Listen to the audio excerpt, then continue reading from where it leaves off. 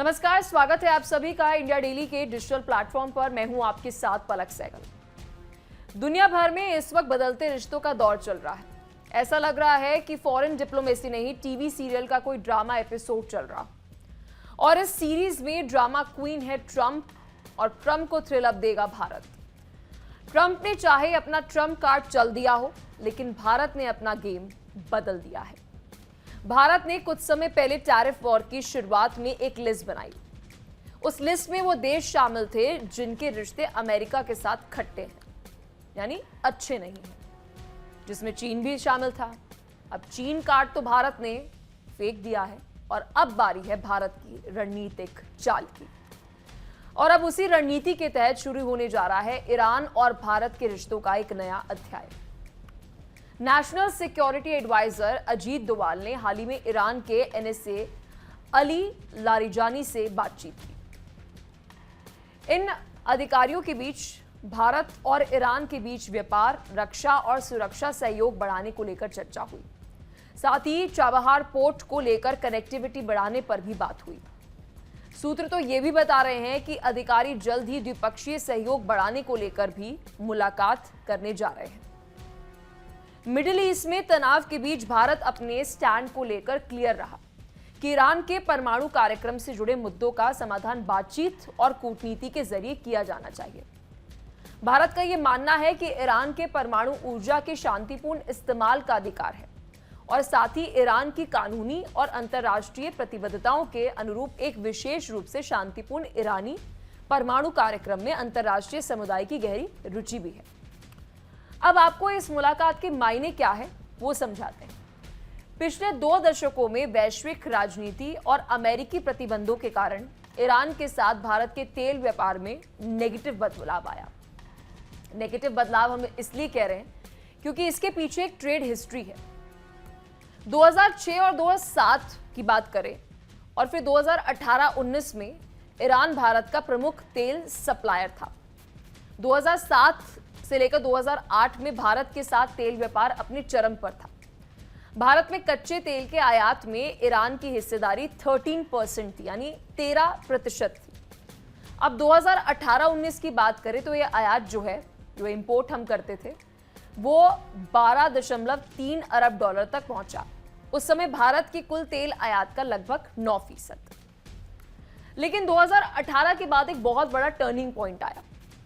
2018 में ईरान परमाणु समझौते से अमेरिका के बाहर निकलने और प्रतिबंधों की वापसी के बाद से भारत को अपने तेल आयात को कम करने पर मजबूर होना पड़ा।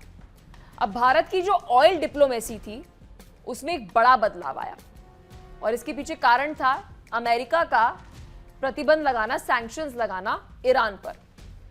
2019-20 की बात करें तो ईरान से आयात जो रहा हमारा वो और ज्यादा डिक्रीज हो गया। मतलब 2018 के सैंक्शंस के बाद ये लगभग 987 मिलियन डॉलर रह गया, जो फिर 2020-21 की बात करें उसमें और घट गया, लगभग 12.5 मिलियन डॉलर रह गया।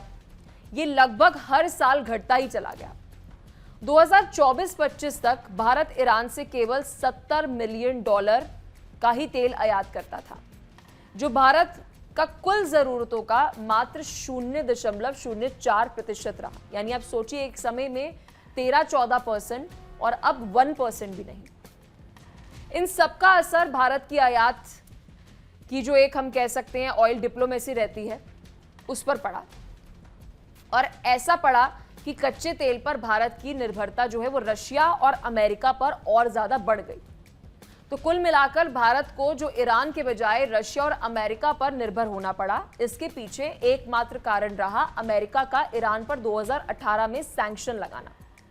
इसी दौरान भारत ने सऊदी अरब से भी तेल आयात में लगातार कमी की, यानी कि मिडिल ईस्ट के ऊपर जो डिपेंडेंसी थी उसको लोअर किया, जबकि इराक, संयुक्त अरब अमीरात और साथ ही अमेरिका पर अपनी निर्भरता जो है उसे बढ़ा दिया। और इन देशों की अगर बात करें तो इनकी अच्छी हम कह सकते हैं अमेरिका के साथ संबंध है।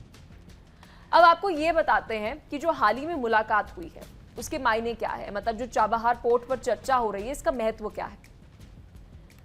ये पोर्ट ईरान के सिस्तान बलूचिस्तान प्रांत में स्थित है, जिसे भारत और ईरान मिलकर तैयार कर रहे थे। खासकर अफगानिस्तान और मध्य एशिया के साथ ये पोर्ट जो है वो कनेक्टिविटी और व्यापार को बढ़ावा देने के लिए बहुत अहम है। हालांकि अमेरिकी पाबंदियों की अगर हम बात करें, उसके कारण चाबहार प्रोजेक्ट जो है उस पर अनसर्टेनिटी जो है वो बनी रही, लेकिन अब बड़े व्यापार के रास्ते खुलने जा रहे हैं। इसके बावजूद भारत ने इस स्ट्रैटेजिक पोर्ट को अफगानिस्तान और मध्य एशिया के लिए एक वैकल्पिक रूट के तौर पर मजबूत करने की प्रतिबद्धता जो है वो एक बार फिर से दोहराई है। ये बता दें, जो पोर्ट है एक तरीके से सीधे शब्दों में अगर हम कहें गोल्डन रूट जो है वो माना जाता है। भारत ईरान संबंधों और व्यापार के लिए इसे गोल्डन रूट बताया जा रहा है।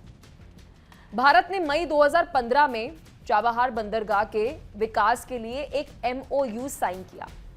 मई 2016 में भारत, ईरान और अफगानिस्तान ने इंटरनेशनल ट्रांसपोर्ट और ट्रांजिट कॉरिडोर की स्थापना के लिए एक ट्राइलेटरल एग्रीमेंट पर साइन किया, जिसे चाबहार समझौते के रूप में भी जाना जाता है। इस समझौते का उद्देश्य ईरान में चाबहार बंदरगाह को एक प्रमुख ट्रांजिट पॉइंट के रूप में उपयोग करके तीनों देशों के बीच परिवहन और व्यापार संपर्क में सुधार करना था। लेकिन इस ट्रांजिट पॉइंट से किस देश को दिक्कत भी हो रही है वो आप सभी को पता है, कोई राज नहीं है, क्योंकि अगर अफगानिस्तान, भारत और ईरान के संबंध बेहतर होते हैं, इनमें आपस में एक ट्रायंगल बनकर एक ट्रेड बेहतर होता है, तो इससे चिंता और घबराहट जो है वो अमेरिका के अंदर थी। भारत इन देशों के साथ एक न्यूट्रल स्टैंड के साथ मध्यस्थता चाहता था।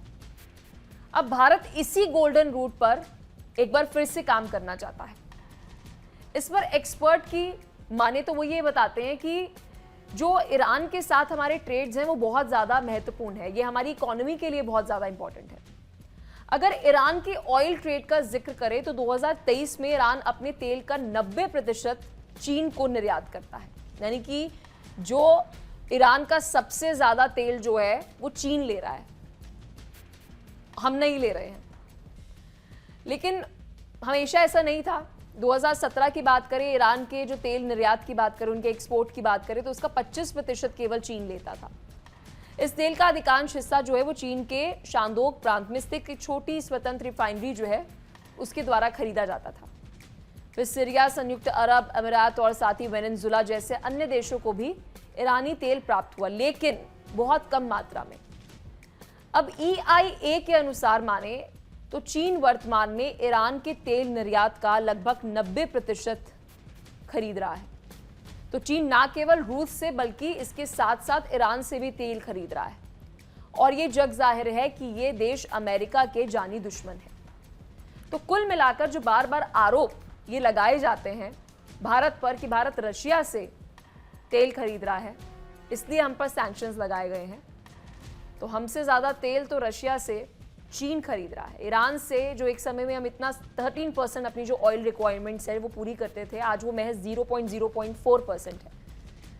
लेकिन अब अजीत डोभाल की NSA के साथ, ईरान के NSA के साथ जो मुलाकात हुई है, कहा जा रहा है कि भारत अपनी रणनीति में, अपनी फॉरेन डिप्लोमेसी में एक बड़ा बदलाव करने जा रहा है। अगर आपको ये एक्सप्लेनर अच्छा लगा हो, ये वीडियो इन्फॉर्मेटिव लगी हो, तो इसे ज़्यादा से ज़्यादा शेयर कीजिए और नीचे कमेंट कीजिए कि ये बदलती डिप्लोमेसी, ये बदलते रिश्तों पर आपका क्या कहना है। देखते रहिए इंडिया डेली।